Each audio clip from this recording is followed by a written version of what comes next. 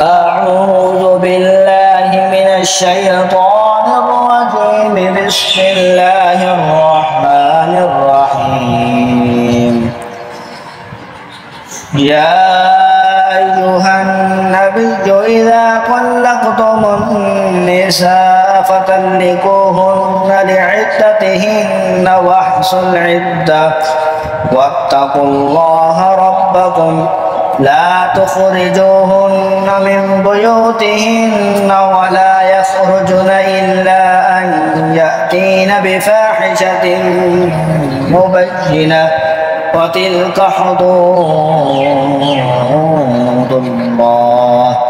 ومن يتعد حدود الله فقد ظلم نفسه لا تدري لعل الله يحدث بعد ذلك أمرا فإذا بلغن أجلهن فأمسكوهن بمعروف أو فارقوهن بمعروف وأشهدوا ذوي عدل منكم وأقيموا الشهادة لله ذلكم يوعظ به من كان يؤمن بالله واليوم الآخر ومن يتق الله يجعل له مخرجا ويرزقه من حيث لا يحتسب ومن يتوكل على الله فهو حسبه إن الله بالغ أمره قد جعل الله لكل شيء قدرا واللائي يئسن من المحيض من نسائكم إن ارتبتم فعدتهن 3 أشهر واللائي لم يحضن وأولاة الأحمال أجلهن أن يضعن حملهن ومن يتق الله يجعل له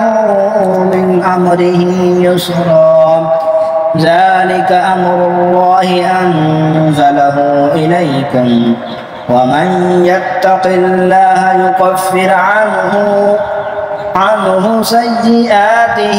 ويعظم له أجرا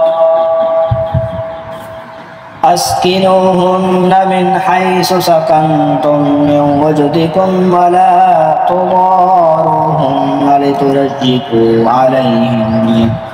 وإن كن أولات حمل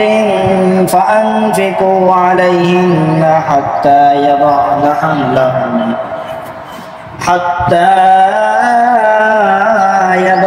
حملهن فإن أرضعن لكم فآتوهن أجورهن وأتمروا بينكم بمعروف وإن تعاسرتم فسترضع له أخرى لينفق ذو سعة من سعته ومن قدر عليه رزقه فلينفق مما آتاه الله لا يكلف الله نفسا إلا ما آتاها سيجعل الله بعد عسر يسرا وكأي من قرية أتت عن أمر ربها ورسله فحاسبناها حسابا شديدا وعذبناها عذابا نكرا فذاقت وبال أمرها وكان عاقبة أمرها خسرا أعد الله لهم عذابا شديدا فاتقوا الله يا أولي الألباب الذين آمنوا قد أنزل الله إليكم ذكرا رسولا يتلو عليكم آيات الله مبينات ليخرج الذين آمنوا وعملوا الصالحات من الظلمات إلى النور ومن يؤمن بالله ويعمل صالحا يدخله جنات تجري من تحتها الأنهار خالدين فيها أبدا قد أحسن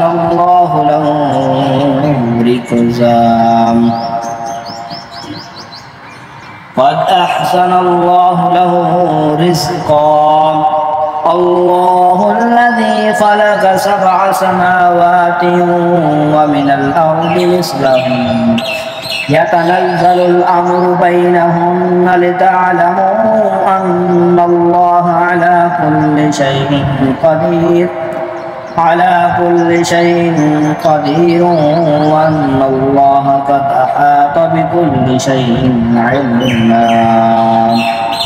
آمنت بالله صدق الله العظيم.